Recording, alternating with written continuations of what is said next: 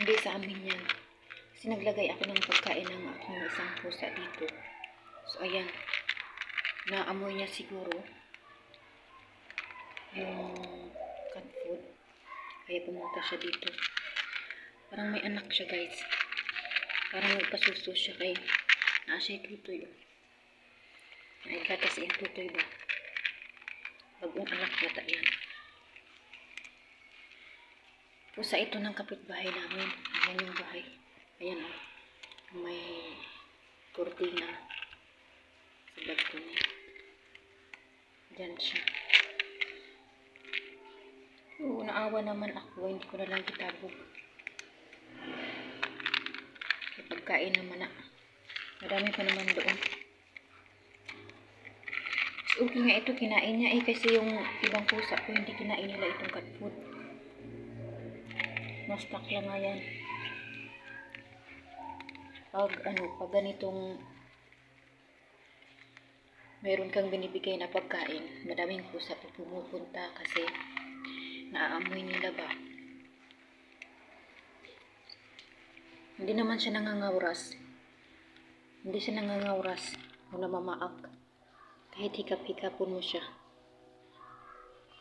Pusang ano siya eh, hindi siya pusang gala. Babae siya.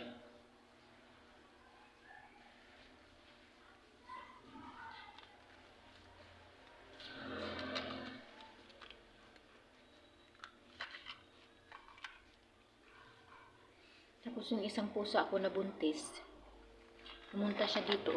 Yan yung bahay. Yan, may balcony dyan. Yung kapitbahay namin, si Rian. Bagong lipat dyan. Tapos, pumunta na sa dyan. Dyan na siyang tumira. Yung aking isang pusa na buntis. Kasi hindi ko na siya pinapapunta dito sa loob ng bahay. Kasi guys, buntis ako. Tapos, bawal yung amoy ng pusa ba? Ng tai. Tapos yung balahibo. Tapos nangangawras yun eh. At nang aatake siya sa mukha.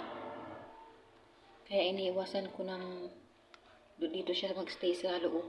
So ayun, pumunta sa dyan sa kapitbahay. Kasi yung amoy ng tae ng pusa, pag nalalanghap mo, habang buntis ka, yung bata mo ay hindi maging normal. May mga depekto sa may mga depekto daw sa katawan. Eh, sa akin yun, yung tinapo na namin yung pusa namin.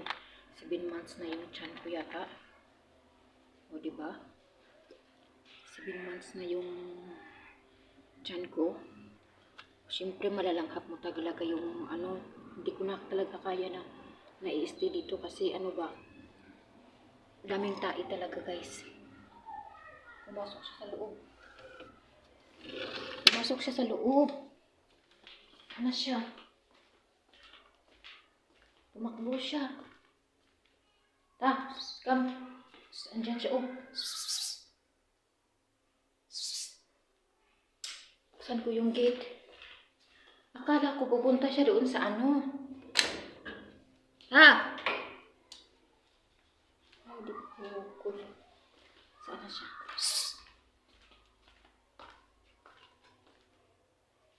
Bumalik siya sa may bintana. Ayan siya. Come.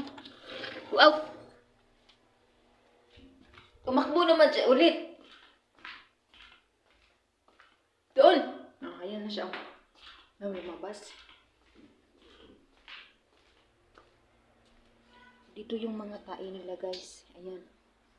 Tapos pagbukas mo, malanghap mo yung lahat ng tae. So yun, hindi ko na maanahan. Tinapon ko na kasi delikado sa bata. Maapektuhan siya ba? Meron pang drone dito, ang ingay-ingay. Asa na yun? Naglibot-libot ang drone dito guys. Maririnig mo talaga. Parang huni ng eroplano ba?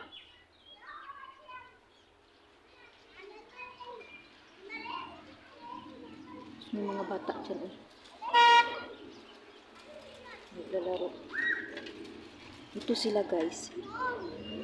ano ito sila, renter ito sila guys, dyan o. Tamo yung building na yan o.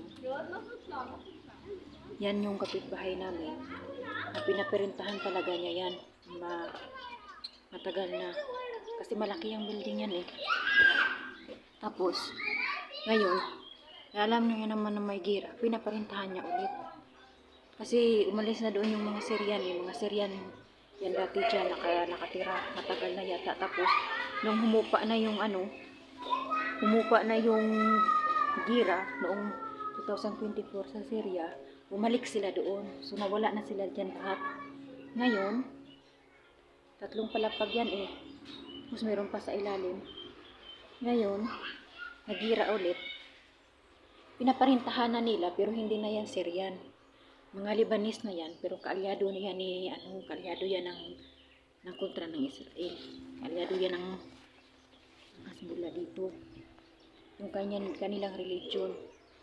Kaya medyo nervous din kami, baka may tauhan dyan ba na isa lang na targetin. So talagang aatakihin yung building na yan. Oh. Tingnan nyo, sobrang lapit lang dito sa amin. Kasi pag sinabihan ko yung asawa ko na pupunta kami sa baba para maglaro yung bata, ayaw niya.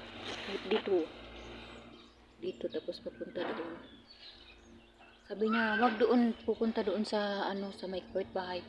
Makahagisan doon kasi nang doon yung nagrenta bagong likas galing south. Kaya dito lang muna sa bahay. Pwede namang maglaro pero dito lang talaga